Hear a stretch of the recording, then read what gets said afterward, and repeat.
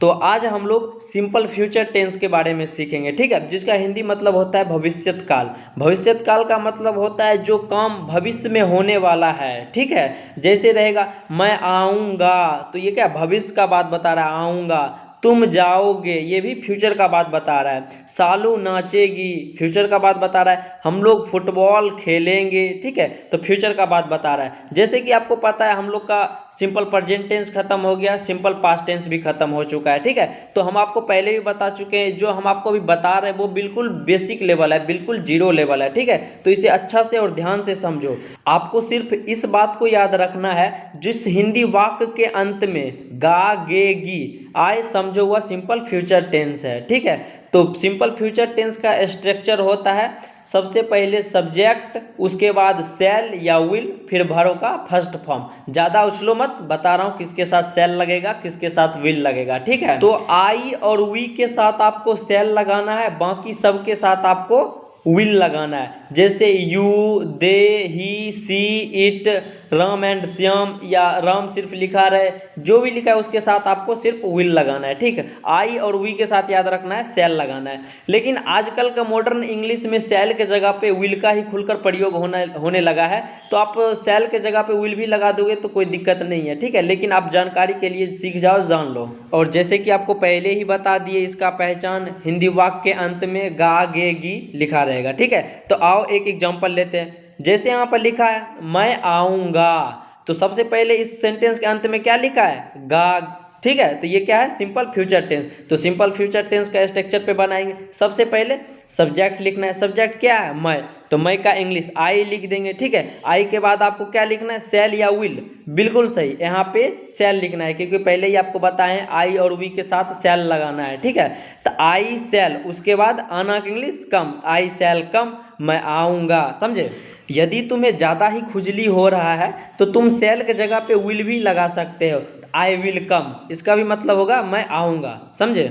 अब नेक्स्ट वाला देखो, यहाँ पर लिखा है तुम जाओगे, तो इस सेंटेंस के अंत में क्या है, गे, जाओगे, तो ये भी सिंपल फ्यूचर टेंस है, ठीक है। तो इसको भी हम लोग अपना स्ट्रक्चर पे बनाएंगे। सबसे पहले सब्जेक्ट, सब्जेक्ट क्या है, तुम, तो तुम का इंग्लिश यू लिख देंगे, ठीक है। और यू के साथ क्या लगेगा, शैल या विल, बिल्कुल सही, विल लगेगा, यू विल, उसके बाद जाओगे, गो, यू विल गो, तुम जाओगे, समझे।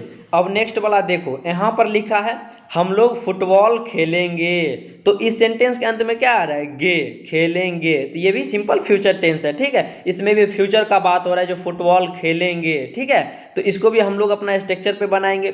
तो सबसे पहले सब्जेक्ट, सब्जेक्ट क्या है, हम लोग, तो हम लोग का इंग्लिश वी के साथ क्या लगाना है, शैल, बिल्कुल सही, शैल लिख देंगे। उसके बाद वर्ब लिखना है, वर्ब क्या है, खेलेंगे, तो प्ले लिख दिए, ठीक है। उसके बाद ऑब्जेक्ट इसमें है फुटबॉल, तो फुटबॉल लिख दिए, वी शैल प्ले फुटबॉल, हम लोग फुटबॉल खेलेंगे, समझे। तो अभी हमने जितना भी सारे सेंटेंस बनाए हैं ये सारे अफर्मेटिव सेंटेंस है, ठीक है। अब निगेटिव वाला सेंटेंस देखो, नहीं वाले सेंटेंस, जिस सेंटेंस में लिखा रहता है नहीं शब्द, ठीक है, तो वो निगेटिव सेंटेंस हो गया, ठीक है। तो इसका स्ट्रक्चर होता है सबसे पहले सब्जेक्ट, उसके बाद शैल या विल, उसके बाद नोट, फिर वर्ब का फर्स्ट फॉर्म, और ऑब्जेक्ट है तो ऑब्जेक्ट लिखेंगे, ठीक है। जैसे यहाँ पे लिखा है मैं नहीं आऊंगा, तो इसको भी हम लोग अपना स्ट्रक्चर पे बनाएंगे। सबसे पहले क्या लिखना है, सब्जेक्ट, तो सब्जेक्ट क्या है, मैं, तो मैं का इंग्लिश आई, बिल्कुल सही। और उसके बाद शैल लगेगा या विल लगेगा, बिल्कुल सही, यहाँ पर शैल लगेगा, ठीक है। अब स्ट्रक्चर के अनुसार शैल या विल लगाने के बाद क्या लगाना है, नोट, तो नोट लिख देंगे, ठीक है। फिर वर्ब का फर्स्ट फॉर्म, तो वर्ब क्या है, आऊंगा, आना, जिसका इंग्लिश कम हो जाएगा, तो आई शैल नॉट कम, मैं नहीं आऊंगा, समझे।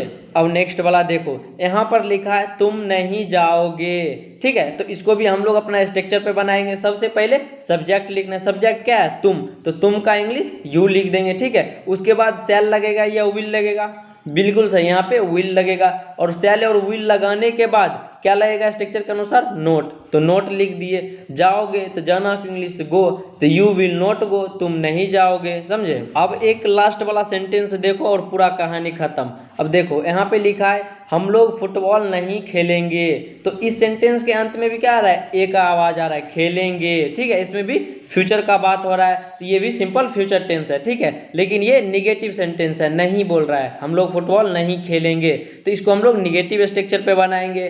तो इसमें हम लोग का इंग्लिश क्या हो जाएगा, वी, फिर स्ट्रक्चर के अनुसार क्या लिखना है, शैल या विल, तो यहाँ पे शैल लिखेंगे, ठीक है। उसके बाद शैल या विल के बाद नॉट, उसके बाद वर्ब का फर्स्ट फॉर्म, तो वर्ब क्या है, खेलना, खेलना का इंग्लिश प्ले। उसके बाद ऑब्जेक्ट क्या है, फुटबॉल, तो फुटबॉल लिख दिए। तो we shall not play football, हम लोग फुटबॉल नहीं खेलेंगे। यदि आपको फिर भी समझने में कोई दिक्कत परेशानी हो रहा है तो आप हमें कमेंट में बताओ, ठीक है। अब आपके लिए कुछ यूवर्क दिए हैं जो आप कमेंट में उसे सॉल्व करना, ठीक है।